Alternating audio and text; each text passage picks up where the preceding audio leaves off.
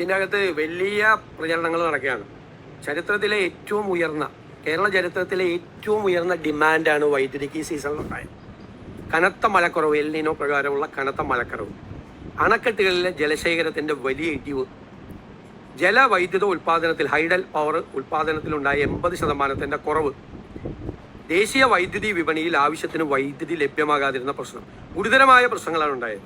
കഴിഞ്ഞ വർഷത്തേക്കാൾ ഈ വർഷം ഏകദേശം 1000 മെഗാവാട്ടിൻ്റെ വർധനയാണ് ഉണ്ടായിരിക്കുന്നത്. അതേ സമയത്ത് മഴയില്ലാത്തത് കൊണ്ടുള്ള ജലവൈദ്യുത ഉൽപ്പാദനം താഴോട്ട് പോയി, ഗൗരവമായി താഴോട്ട് പോയി. 2055-56% മഴക്കുറവുണ്ടായി. ജലനിരപ്പ് ഗണ്യമായി കുറഞ്ഞു. ജൂലൈ 17 മൊത്തം സംഭരണ ശേഷിയുടെ 28% മാത്രമായിരുന്നു ജലസംഭരണി. കഴിഞ്ഞ വർഷം ഇതേ സമയത്ത് ഇത് 61%. ഇതാണിത്.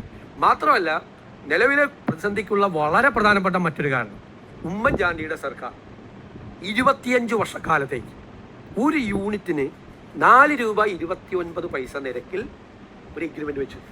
ആ എഗ്രിമെൻ്റ് പ്രകാരം അന്നത്തെ ഉമ്മൻചാണ്ടി സർക്കാർ 1 വർഷം വാങ്ങിച്ചു, 7 വർഷം പിണറായി സർക്കാരും വാങ്ങിച്ചു. 7 വർഷം. 8ാമത്തെ വർഷം ആ വൈദ്യുതി കരാർ റദ്ദാക്കി. ആ 4 രൂപ 29 പൈസയ്ക്ക് ഒരു യൂണിറ്റിന് 25 വർഷത്തേക്കുള്ള എഗ്രിമെൻ്റ് റദ്ദാക്കി. എന്നിട്ട് എത്ര രൂപയ്ക്കാണ് മേടിച്ചെന്നറിയാം വൈദ്യുതി? 8 രൂപ മുതൽ 14 രൂപ വരെ.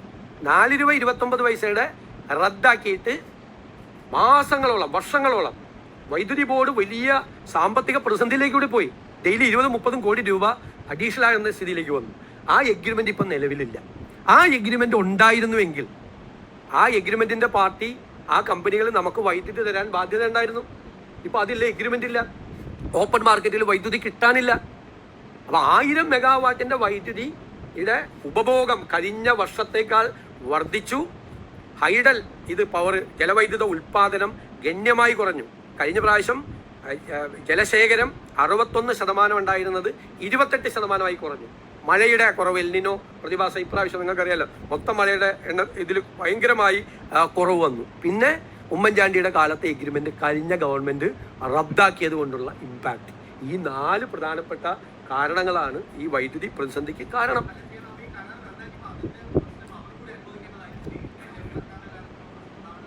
അല്ല, അപ്പം അത്രയും ഡിമാൻഡില്ല. ഡിമാൻഡ് വന്നില്ല. കഴിഞ്ഞ വർഷത്തേക്കാൾ അന്ന് ഇവർ വാങ്ങിച്ചു. അന്ന് 8 രൂപ മുതൽ 14 രൂപ വരെ 4 രൂപ 29 പൈസയുടെ റദ്ദാക്കിയിട്ട് ഇവർ വാങ്ങിച്ചു. ഒരുപാട് പ്രാവശ്യം വാങ്ങിച്ചു, വൈദ്യുതി പുറത്തുനിന്ന് മേടിച്ചു. ഇപ്പോൾ ഉള്ള പ്രശ്നം, അന്നത്തേക്കാൾ 1000 മെഗാവാട്ട് കൂടുതൽ കൺസംഷൻ വന്നു. ഈ പ്രാവശ്യം 1000 മെഗാവാട്ട്, 800 മുതൽ 1000 മെഗാവാട്ട് വരെ നമുക്ക് കൂടുതൽ വന്നു. ഓരോ ദിവസത്തെയും കൂടുതലാണ്. 2024-25 വർഷമായി താരതമ്യം ചെയ്യുമ്പോൾ 10 മില്യൺ യൂണിറ്റിൻ്റെ ഉപഭോഗം, കൺസംഷനാണ് ഒരു ദിവസം വർദ്ധിച്ചിരിക്കുന്നത്. മറ്റേ എഗ്രിമെൻ്റ് ഉണ്ടെങ്കിൽ നമുക്ക് പുറത്തുനിന്ന് മേടിച്ച് കൊടുക്കാം. ആ എഗ്രിമെൻറ്റും ഇല്ല. ഓപ്പൺ മാർക്കറ്റിൽ വൈദ്യുതി വലിയ പ്രശ്നമാണ്. എൽ നിനോ ആയതുകൊണ്ട് എല്ലാ ഗവൺമെൻറ്റുകളും ഇത് വാങ്ങിച്ചുകൊണ്ടിരിക്കുകയാണ്. ഇതൊരു സീരിയസ് അല്ല. അല്ലാതെ നമ്മുടെ ഗവൺമെൻറ് വന്ന് 30 ദിവസം കൊണ്ട് ഞങ്ങൾ ഉണ്ടാക്കിയ പ്രതിഭാസമാണ് പവർ കട്ട് എന്ന് പറയുന്നത്. അങ്ങനെ ഞങ്ങളുടെ ഗവൺമെൻറ് വിചാരിച്ചിട്ടൊരു പവർ കട്ട് മനഃപൂർവ്വമായിട്ട് ജനങ്ങൾ 1 മണിക്കൂർ ഇരുട്ടിൽ കഴിയട്ടെ ഒരു മണിക്കൂർ ജനങ്ങൾ ഇരുട്ടിൽ കഴിയട്ടെ എന്നൊരു പുതിയ സർക്കാർ തീരുമാനിക്കുമോ? അപ്പോൾ ഒരു ഔചിത്യമില്ലാത്ത പ്രചരണം, ഒരടിസ്ഥാനമില്ലാത്ത പ്രചരണം സംസ്ഥാനത്ത് നടക്കാണ്. ഞങ്ങളിപ്പോൾ തയ്യാറാക്കിക്കൊണ്ടിരിക്കുകയല്ലേ. ഇത് ഞങ്ങൾ ഗവൺമെൻറ് അധികാരത്തിൽ വന്ന് 1 മാസത്തിനകം, ഇപ്പോൾ 2 മാസമല്ലേ ആയുള്ളൂ, 1 മാസത്തിനും ഉണ്ടായതാണ്. ഇപ്പം എൽ നിനോ ഒരു പ്രഡിക്ഷൻ ഉണ്ടായിരുന്നു, പക്ഷേ ഇത്രയും മഴ കുറയുമെന്ന് ആർക്കും അറിയില്ല. ഇത്രയും ജലശേഖരം നമ്മുടെ സംഭരണികളിൽ കുറയുമെന്ന് കരുതിയില്ല. പിന്നെ ഓപ്പൺ മാർക്കറ്റിൽ വൈദ്യുതി കിട്ടാതിരിക്കുമെന്ന് കരുതിയില്ല. ഇത് അക്രോസ് ദ കൺട്രി ഈ വിഷയമുണ്ട്. അപ്പോൾ എല്ലാവരും ഈ ഓപ്പൺ മാർക്കറ്റിലേക്ക് പോയി അവർ ചോദിക്കുന്നതിലേക്ക് വാങ്ങിച്ചുകൊണ്ടിരിക്കുകയാണ്. ഇപ്പം തന്നെ ഞങ്ങൾ 5 രൂപ 96 പൈസയ്ക്ക് 200 മെഗാവാട്ട് ഓപ്പൺ മാർക്കറ്റിൽ നിന്ന് വാങ്ങി. ഇപ്പം 200 മെഗാവാട്ട് കൂടി ഇതിനേക്കാൾ കുറഞ്ഞ നിരക്കിൽ വാങ്ങിക്കാനുള്ള ശ്രമം നടത്തുകയാണ്. ഒരകത്തുമ്പോൾ വാഴ വെട്ടാൻ പോയില്ല നമ്മൾ. അപ്പോൾ വലിയ എമൗണ്ടിൽ മേടിച്ചില്ല. അപ്പോഴും ഇവർ 14 രൂപയ്ക്ക് വരെ വൈദ്യുതി മേടിച്ചു. മനസ്സിലായ? ഞാനിപ്പോൾ ഈ അദാനി ഇതൊന്നും ഞാൻ സാധാരണ പറയാറില്ല. ആ വൈദ്യുതി കരാർ റദ്ദ് ചെയ്തിട്ട് അദാനി കമ്പനിക്കാണ് കൊടുത്തത് വൈദ്യുതി. അവരെ നിന്നാണ് പിന്നെ വൈദ്യുതി മേടിച്ചത്.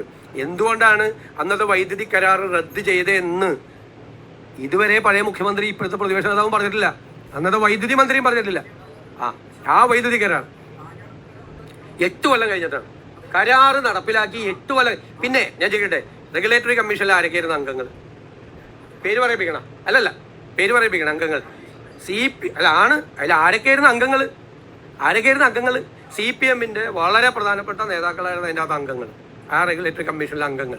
മനസ്സിലായി? എന്നിട്ട് പ്രൊസീജിയറൽ മിസ്റ്റേക്ക് ഉണ്ടെന്ന് 8 കൊല്ലം കഴിഞ്ഞ് കണ്ടുപിടിച്ചിട്ട് നേരെ അത് റദ്ദാക്കിയിട്ട് 8 രൂപ തൊട്ട് 14 രൂപ വരെ വൈദ്യുതി മേടിക്കുകയാണ്. അദാനി കമ്പനിയുടെ നിന്നാണ് മേടിച്ചത് ആദ്യം. അല്ല, അത് നോക്കാം, നമ്മളിത് പരിശോധിച്ചുകൊണ്ടിരിക്കുകയാണല്ലോ. ഇപ്പൊ നമുക്ക് ഇതിനൊരു പ്ലാൻ ഉണ്ടാക്കി നമ്മളിത് ചെയ്യാൻ വേണ്ടിയിട്ടല്ലേ ചെയ്യുന്നത്. യഥാർത്ഥത്തിൽ ഇതാണ് സംഭവം. ക്ലിയർ ആയില്ലേ? ഇനി ചോദിച്ചു അടുത്തത്.